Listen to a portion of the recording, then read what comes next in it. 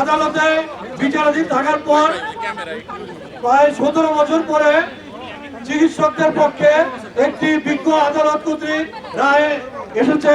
আমাদের যে দীর্ঘদিনের দাবি ছিল দেশের চিকিৎসা ব্যবস্থার মানকে সমুন্নত রাখার জন্য, যে যারা মেডিকেল কলেজ থেকে গ্রাজুয়েশন করেছে, এমবিবিএস বা বিডিএস ডিগ্রি অর্জন করেছে, শুধুমাত্র তারাই তাদের নামের আগে ডাক্তার বা চিকিৎসক শব্দটি ব্যবহার করতে পারবে।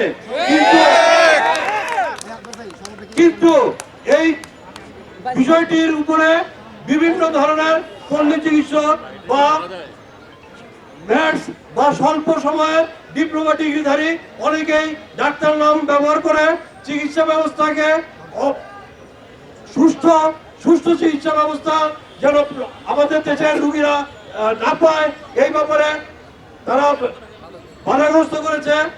কাজেই এই জিনিসটার ভিতরে আমাদের আন্দোলন দীর্ঘদিন ধরে চলছিল।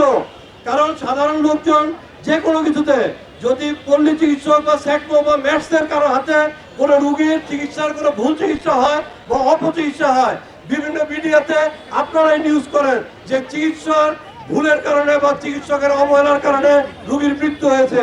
এই কারণে আমরা চিকিৎসক সমাজ দীর্ঘদিন ধরে এই দাবিটা আদায় করার জন্য চেষ্টা করছি যে কারা আসলে চিকিৎসক বা ডাক্তার ব্যবহার করতে পারবে।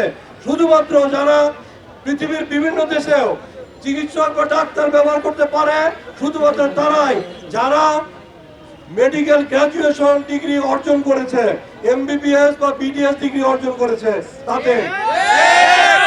এবং এই চিকিৎসকদের বিভিন্ন যৌক্তিক দাবির সাথে যে 5 দফা দাবি রয়েছে, এর সকল যৌক্তিক দাবির সাথে এবং চিকিৎসকদের নিরাপত্তার স্বার্থে চিকিৎসকদের সকল দাবির সাথে ডক্টরস অ্যাসোসিয়েশন অফ বাংলাদেশ ড্যাব একাত্মতা ঘোষণা করে আসছে।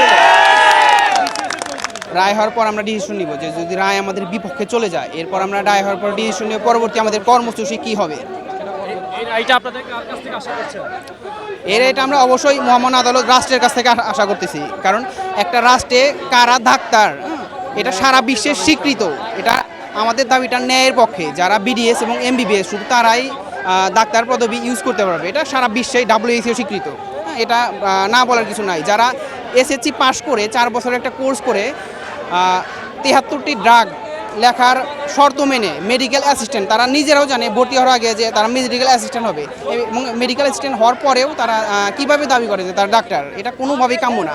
এটা আমাদের দেশের জন্য, আমাদের জাতির জন্য স্বাস্থ্য খাতের একটা ষড়যন্ত্রের অংশ। আমাদের দুর্ভাগ্য, দেশের জন্য একটা লজ্জার। আজ স্বাধীনতার 55 বছর পরেও আমরা ঠিক করতে পারছি না যে কারা ডাক্তার আর কারা ডাক্তার না। সর্বপ্রথম যে বক্তব্যটা দিচ্ছি সেটা হচ্ছে এমবিবিএস এবং বিডিএস ছাড়া বাংলাদেশে কেউই ডাক্তার না। কারণ হচ্ছে আপনারা যাদের বিরুদ্ধে আজকে আমরা বিরুদ্ধে না, তাদেরকে আমরা কখনো সমকক্ষ ভাবি না, অথবা কখনো তাদেরকে আমরা আমাদের এন্টি ভাবি না। তাদেরকে সবসময় আমরা আমাদের অ্যাসিস্ট্যান্ট হিসেবে ভাবি, সেটা হচ্ছে ম্যাথস বা ডিএমএফ যাদেরকে বলেন। তো এটা হচ্ছে এসএসসির পরে একটা কোর্স, 4 বছরের কোর্স।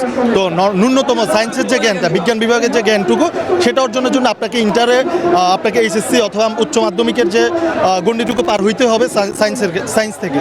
সেখানে এসএসসিতে শুধুমাত্র সূচিপত্র থাকে, সূচিপত্র থেকে আপনি পাস করে 4 বছরের কোর্স করে নিজেকে ডাক্তার হিসেবে জাহির করতে পারেন না। আমরা আমাদের রোগীদের জন্য এসেছি, আমরা চাই রোগীরা ডাক্তারের কাছে সেবা নিতে আসবে। ডাক্তার হতে হলে এমবিবিএস লাগবে, যার পাশে এমবিবিএস থাকবে রোগীরা যাতে তার কাছেই যায়।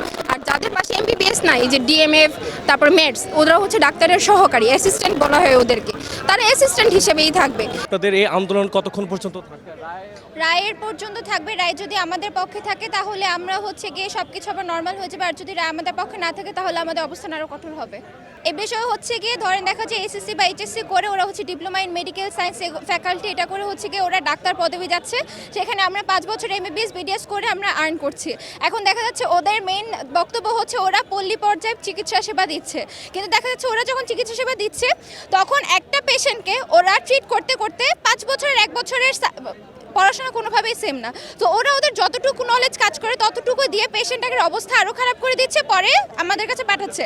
তখন আমাদের হাতে করার কিছুই থাকে না, ড্রাগ উল্টাপাল্টা দিয়ে অবস্থা খারাপ করে দিতেছে, পেশেন্টের অবস্থা আরও কমপ্লিকেট করে দিতেছে, এরপরে দোষটা আসতেছে আমাদের উপর। গ্রামে যারা আছে তারা তো জানে না যে তারা এমবিবিএস পাস করে আসছে নাকি ডিপ্লোমা পাস করে আছে। তারা ডক্টর দেখে ভাবে যে তারা এমবিবিএস পাস করে আসছে, কিন্তু তারা সেইভাবে তো পেশেন্টকে ট্রিট করতেছে না। তারা ভুল চিকিৎসা দিয়ে তাদেরকে আরও মিসলিড করতেছে, তাদের অবস্থা আরও খারাপ করে দিচ্ছে। তো গ্রামের মানুষ তো বুঝতেছে না যে আসলে কারা যোগ্য ডক্টর আর কারা অযোগ্য। এই জন্য তো আমাদের চিকিৎসা ব্যবস্থা আরও আস্তে আস্তে অবনতির দিকে যাচ্ছে। সেই দাবি নিয়েই আজকে আমাদের এই কর্মসূচি। শুধুমাত্র ডক্টর পদবি নেওয়া এটা একটা মূল দাবি ছিল, এছাড়াও আমাদের যে একটা মেইন দাবি ছিল সেটা হচ্ছে ডক্টরদের নিরাপত্তা ব্যবস্থা জোর করা। যেমন হচ্ছে আমরা দেখেছি অনেক ক্ষেত্রে ডক্টরের কাছে পেশেন্ট মারা গেলে কোনো কারণ জানা ব্যতীতই ডক্টরদের উপর পেশেন্ট পার্টি ঝাঁপিয়ে পড়তেছে। এটা আমাদের একটি নিরাপত্তার ব্যাঘাত ঘটতেছে। এমন হলে আমাদের পক্ষে আসলে স্বাস্থ্যসেবা দেওয়াটাও কঠিন হয়ে পড়তেছে। এছাড়াও যে ওটিসি ড্রাগ, তার ওভার দ্য কাউন্টার ড্রাগ আমরা যেটা বলি, যেটা হচ্ছে যার মধ্যে প্যারাসিটামল, জ্বরের ওষুধ যেগুলো, ঠান্ডার ওষুধ এইগুলো থাকে, এগুলো একটি ডিএমএফ কিংবা সেকমো ডক্টর প্রেসক্রাইব করতে পারে। তো এর বাদে তাদের অ্যান্টিবায়োটিক কিংবা অন্য ওষুধ প্রেসক্রাইব করার অনুমতি নেই, কিন্তু তারা তাও করতেছে। এজন্য আমরা ওটিসি ড্রাগটাও আপডেট চাচ্ছি।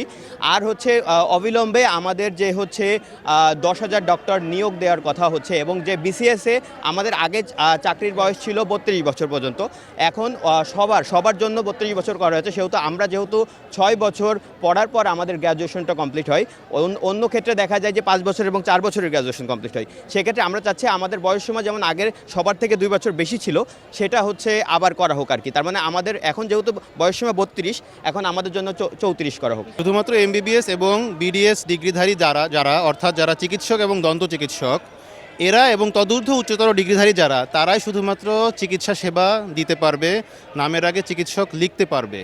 এর বাইরে কিন্তু কেউই চিকিৎসক হিসেবে চিকিৎসক পরিচয় দেওয়ার যোগ্য।